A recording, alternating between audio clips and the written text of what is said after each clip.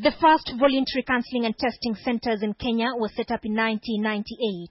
Since then, the number of centers has increased from 3 to over 200 currently. However, in their 9 years of existence, only 35% of Kenya's adult population has tested for HIV.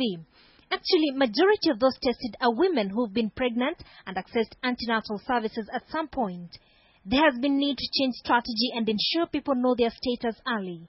This need led to the birth of the home-based counseling and testing HCT program. We joined counselors from the Ampath program in Eldoret on a visit to the Cheptuyat village of Tarbo Division, where we found a community mobilizer, Nixon Murray. I know everybody here because I come from this village myself.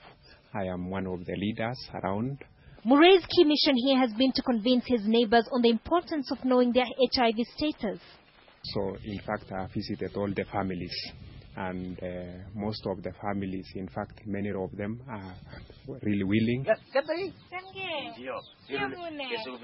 James Aruse is one of those willing to be tested. He is polygamous, but only his second wife is present for this exercise. The counsellor first records the location of this house using the Global Positioning System, GPS. She will need to come to this home to test Aruse's elder wife. We do what we call tracking after putting the coordinates. It gives me the direction to that household direct. I don't even get lost. Inside the house, Murray introduces his counselors to his neighbors. He then leaves before the counseling session begins. Many people prefer to be counseled and tested by people they don't know at a personal level.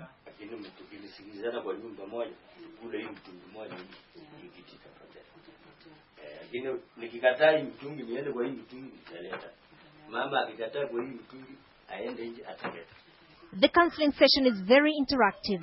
Arusei and his wife already know a lot about HIV.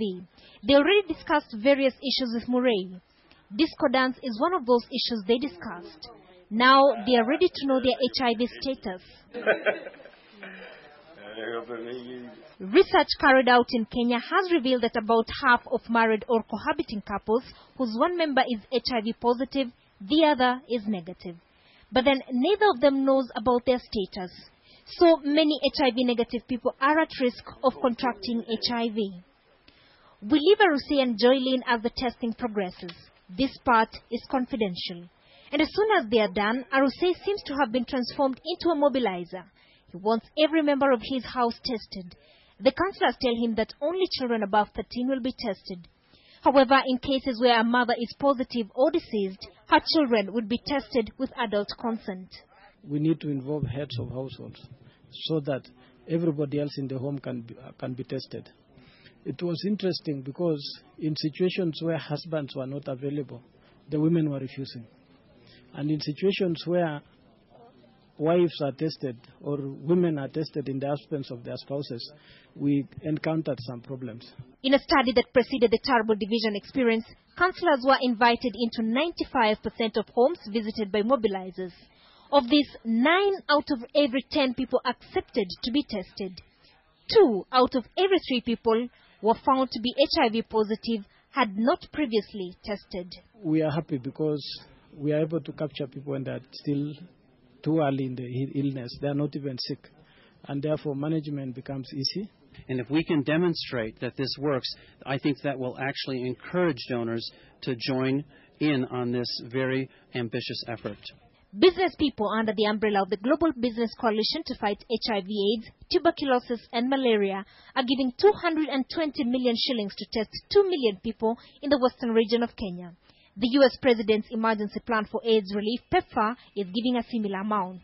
I've never seen anything that even comes close to those kind of results. And if that can be replicated throughout this program, you'll see, I think, a number of people lining up to say, how can we help? How can we take this to not only Kenya, not only to East Africa, but to all of Africa? Now that is what they call a leap forward. Anne Soy for Mending the Ribbon.